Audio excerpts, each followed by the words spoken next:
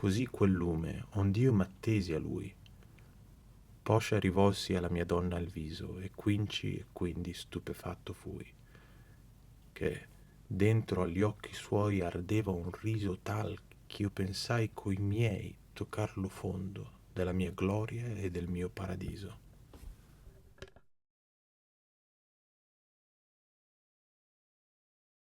Can I ask a question about course. riso? Because obviously in modern Italian, riso means it's laughter, not sorriso is a smile. And sometimes I'm confused this is a very basic question, but are we supposed to understand this as laughter as well as a smile, or as a smiling laughter? It's got to be laughter. You've got to be simpering. You translate it as laughter. Do you mind? Yeah, do you yeah. mind to read this bit from your translation, if you have a copy with you? Yeah, but I'm so glad you raised it. Can I gloss that? Yes. Well, you better gloss it first, because I might change the translation. I'm trying to know what you've got to say. The whole issue, it's in itself, you're quite right. Riso in medieval Italian, if I'm not mistaken, is equivalent to both laughter and smiling. And I have no problems at all with thinking about laughter in this context. However, to think about laughter, especially in a religious context, is anything but straightforward in the Middle Ages. Laughter is often seen at the root of all sorts of bad behaviour. And again, this is part, if you want, of the transgressive and radical character of what Dante is doing. I'm pretty sure that the primitive Christians surely were credited with the supreme virtue of hilaritas. Yeah. And it's hilarity that one wants, exhilaration. It's that kind of laughter which you just can't stop. Is the entire universe at some point? Yeah. Ridere. And that can't be No, a silly smile. It must be something that comes with a sound, no? With some sort of. It's not just something visual.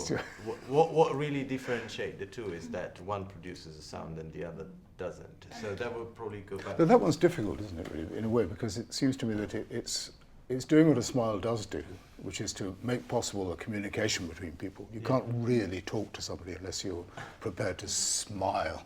So you want that as well as the elegy of a laughter. The universe is talking to Dante at that point. But also, riso is rhymed with Paradiso, which does that suggest that... That's a very good point. Does that suggest that paradise is defined by laughter? Well, go on, smiling? do it.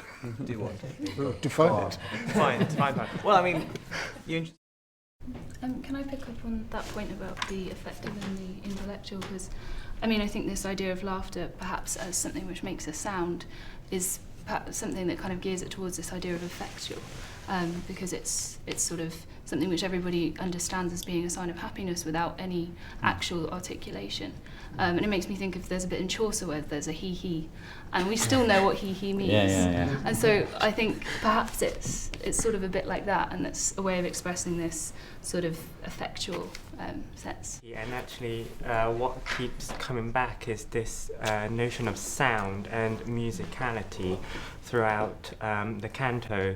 I think we need to bear in mind that this is in verse, and just the sounds of the rhyme and the progression of the canto itself. It also links back to when we were discussing pauses within, and when we think, where we think a pause is placed and how that pause is interpreted by different readers.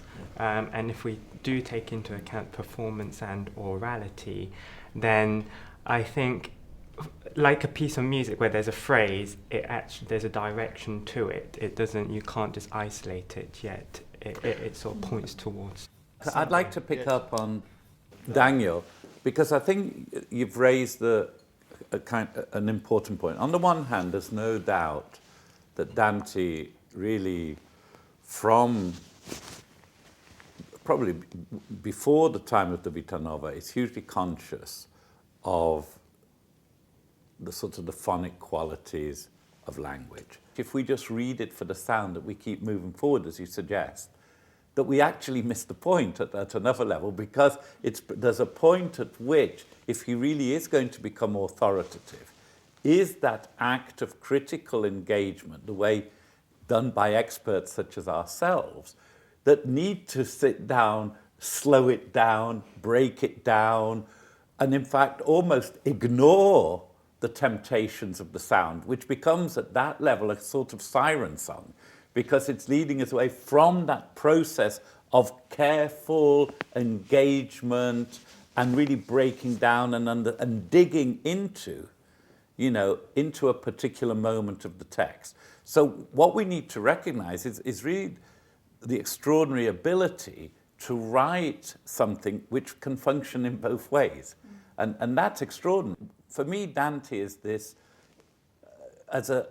not just as a writer, but really as a thinker, is someone who is constantly constructing artistic and intellectual artifacts which function in different ways at the same time, and often quite, antithetical ways, but yet somehow it works. And I don't think we've quite really understood the sort of the richness and the complexity and really the extraordinary difficulty of the operation that's involved.